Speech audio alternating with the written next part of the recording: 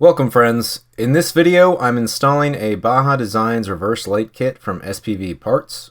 When unboxing, the kit from SPV came with their custom harness which plugs into the taillights, the full harness that connects the lights to the upfitter switch, and also the full no-drill reverse light kit that you can buy directly from Baja Designs.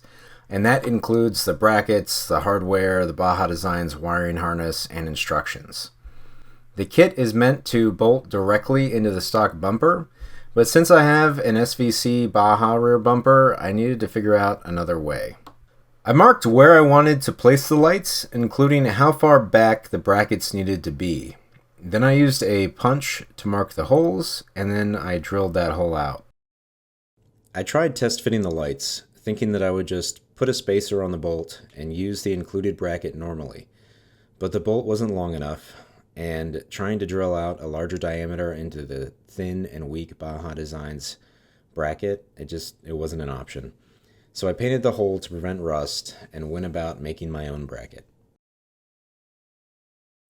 I realized while installing and testing the new bracket that I had the hole too far to the rear of the vehicle, so I had to take it apart and turn the bracket 180 degrees in the other direction to allow the light to sit further back half an inch. I know from installing my first rooftop tent that using power tools on nylock nuts was a bad idea, but I learned that lesson again, and the nut stripped out the bolt on this first light. I had to remove the light and then actually break the bolt in order to remove it. The second light and bracket went much better.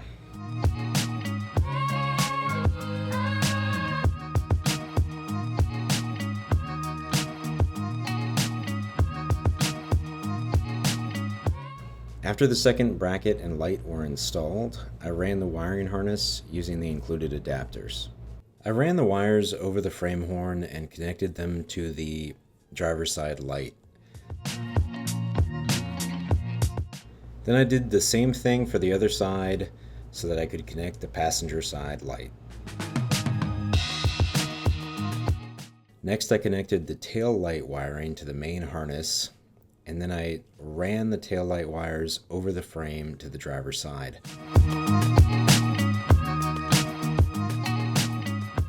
I used a 7mm socket to remove the screws holding in the taillight and then popped it out, disconnecting the taillight and the blind spot sensor wiring. Once the taillight was out of the way, I could feed the SPV reverse light intercept wires up in the bed sides and out of the hole. The SPV harness clips directly into the factory harness and then straight into the taillight. If you've never pulled these taillights before, they're held in with these little friction fittings that clip into the bedside and the taillight pops into them. Sometimes the fittings will come out and you just need to slide it all back in before putting those screws back in. Back under the truck, I needed to run the harness to the battery and the upfitter wires under the hood. I ran the harness on the inside of the frame and then over the cross member until I got past the leaf spring. Then I ran it over the frame and down the side of the body mounts until I reached the engine bay. Under the hood, I pulled the wires up and over to the passenger side, making sure to route the wiring behind the main vehicle's wiring harness. The first thing I did here was find the correct switch wiring bundle. Half of the wires are a pass-through into the cab, and the others are a direct, they head directly to the relay. Which side is which depends on the year your vehicle was made. My wires were on the passenger side and taped up. I had previously prepped all of my wires with the correct single-pin Molex connectors using a special tool. I bought the tool and connectors off Amazon, but the connector is included in the SPV kit also. They just don't include a tool, and I highly recommend using the tool instead of just a pair of pliers. So at the split in the loom, I routed the power wire over to the switch wiring, and I clipped the Molex connectors together for the switch that I wanted to use. Next, I connected the light's wiring ground to the common ground just behind the passenger hood strut. The bolt is 10mm.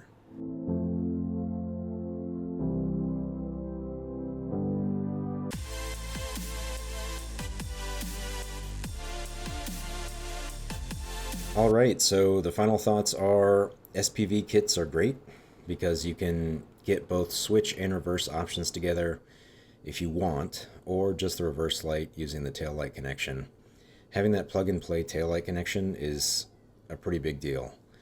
I do dislike that the switch connections require you to use a special tool. I recommend just buying the extension kit from them so you can just crimp them on and use some heat shrink instead of installing the Molex connector yourself in kind of a tight space. These are great also because they're labeled with numbers so you can know which switch is which, and you can even swap the switches on the fly if you want to. I chose the Baja Designs lights because of the brand, and they seem like they would have a higher light output than the Diode Dynamics. But the optical pattern I think would be better with the Diode Dynamics lights. The pattern on the Baja Designs lights, it's pretty concentrated and meant to be thrown far. I'm not driving 50 miles per hour in reverse, so that isn't as important to me as covering the whole rear view like a fog light wide pattern or a flood pattern. Reversing out of a grocery store parking lot at night with these lights really pisses people off, by the way. The Baja Designs still seem, I mean, they're decent lights, but I might switch later and just change out the light adapters on the SPV harness if they're different. I might actually wire in some rock lights into the reverse also, just to be able to see better on the 360 cameras. Anywho, that's all I got. Thanks for watching, and I will see you next time.